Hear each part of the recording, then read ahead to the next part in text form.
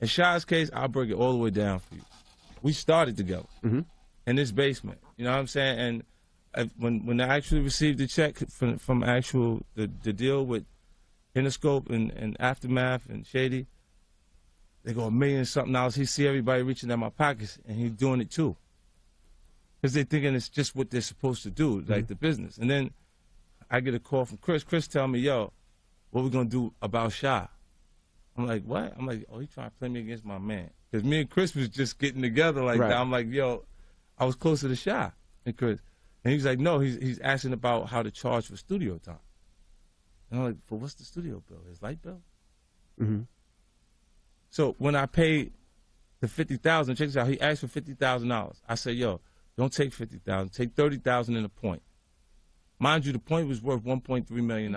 Damn. I sold 13 million records on that album. So it's like, take 30,000, take 1.3, 30. Right. Instead of 50,000. And then when we come back to the lawyer's office, he says, yeah, I spoke to 50. He said the 50 was cool. I go, it was only 2 options. He said 50,000, give him the 50,000. I give you the 50,000 cash as singles right now because he didn't understand what he was doing at that point. Then the lawyer goes, no, listen, can I say something to him? You know, like, can I just say something to him because I don't think he understands exactly what he's actually doing. I go in the other room. He come back. He said, okay, I'll take the 30,000 in the point because the lawyer was like, I'll give you 20,000 for the point right now. You know what I'm saying? Like, you got to take this. And then he was like, all right. Because he thought I was trying to give him less money. Right. But when really I said 30 versus more. the 50, but I'm giving him $1.3 million. Think long term, baby. Yeah. But did he know that the album was going to sell as much? Had it already sold 13 million, or was that in anticipation of what? There was no way to That tell was him. Get Rich or Die Trying? It hadn't sold. Yeah, already. Get Rich or Die Trying. So he had no idea what I was would have gonna rolled those happen. dice on that. So he had no idea how the album was going to sell, Right. and he But- wanted that sure At 20,000. that point, Was in the club out yet? yeah, the record was getting ready to go, but he heard everything. Right. Okay. He heard the album and everything. I paid the most he ever got paid for a track on the Bloodhound record. Paid the 50,000, the 30,000 in the point for the actual recording time. So at that point, in my mind, he had been paid for all of his services. Because there's nothing that you didn't get paid for that you can think of. You don't thought of everything you can come get money from me for.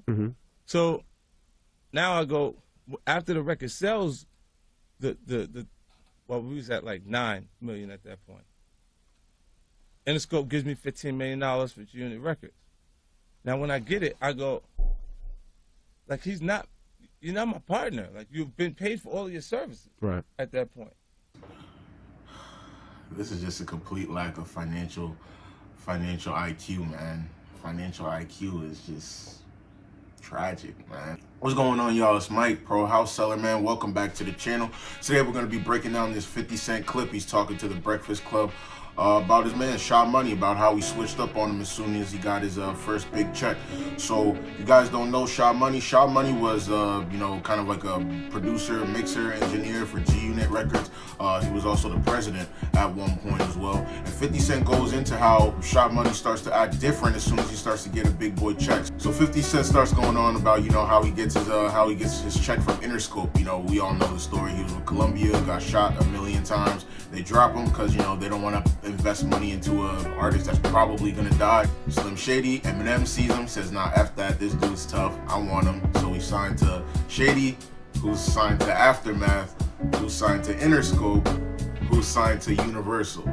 But anywho, 50 Cent gets signed. So 50 Cent gets signed and Sha Money is helping him work on the project Get Rich or Die Trying. We all know that is a classic, man. Whip your head, boy. So they're working on Get Rich or Die Trying, and at this point, Sha Money sees that 50 Cent has money and he starts charging 50 Cent. He charges 50 Cent $50K for studio time, and 50 Cent, he says, you know what? Okay, we'll do that, but hey, I got a better idea. I could give you this 50K, but how about I do this? How about I give you 30K and I give you a point? We tend to think points are a bad thing. We hear 1 point, we hear that's a bad thing. Well, no, not in business world. You get 1 point of something, that 1 point is a percent. So you get a percent of something, yeah, it may be a small percentage, but if it's a big, big pie, you're still gonna be eating. That 1 point is worth $1.3 million, but Sha Money not having the financial education he doesn't understand that 50 Cent is actually offering him 1.33 million versus 50,000. See, Sha Money didn't understand that. Sha Money thought he was getting less money. That is probably the biggest issue today is financial education. The wealth gap, we know the wealth gap is getting wider and wider and wider. The 1% is all the way up here, and they own as much as the 99%, which is all the way down here. And it's only going to get that much wider unless we start to financially educate ourselves. I got a book right here, man. I got this book, Rich Dad, Poor Dad. This is the #1 personal finance book ever, written by Robert Kiyosaki.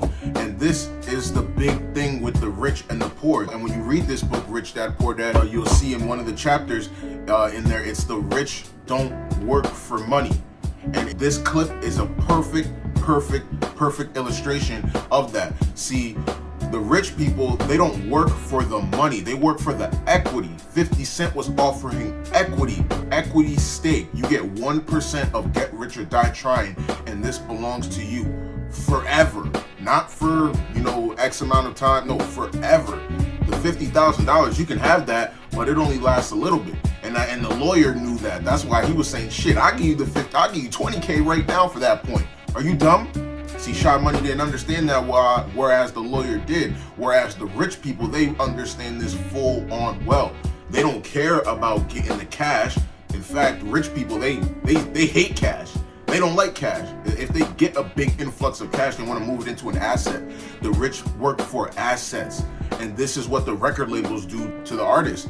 They pimp out the artists. The artists think they're getting a good deal because they're getting all this cash on shows and tours and whatnot, getting all this merch cash. Meanwhile, the record label is eating fat off of the equity stake in the artist's actual music. And then X amount of years go by, and if the artist gets big, they start to realize that they got finessed. It's the same thing.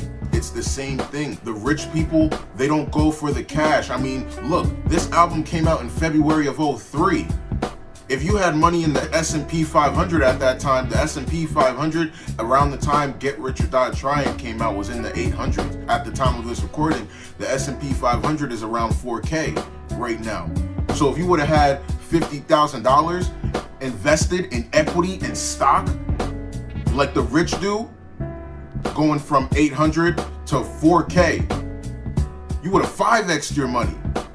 You would have 5x'd your money. If you had 100,000 in there, or if you had that 50K in there times 5, now you're at $250,000.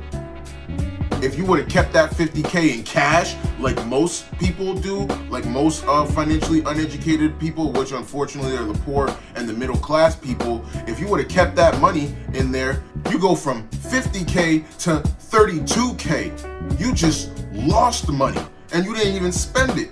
Versus if you would have kept it invested in a fund like the rich people do, now you just made money that you didn't spend. Do you see the difference? Do you see the difference? The rich don't work for money. They work for the assets that make them money. And think about it.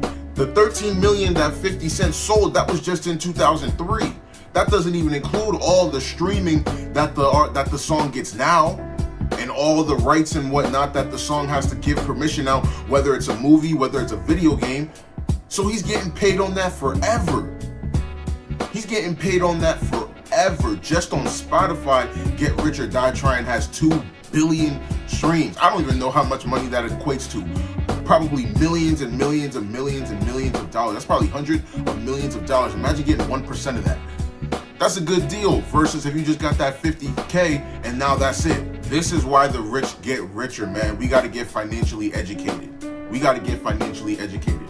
I highly recommend y'all go read this book, man. Rich Dad, Poor Dad. This thing don't cost nothing but what, $5, $6? I don't know. That's going to be in the link in the description box, man. Go click on it. Go buy that, man. Go buy that. Get financially educated and start to put your money in investments and stop holding on to cash.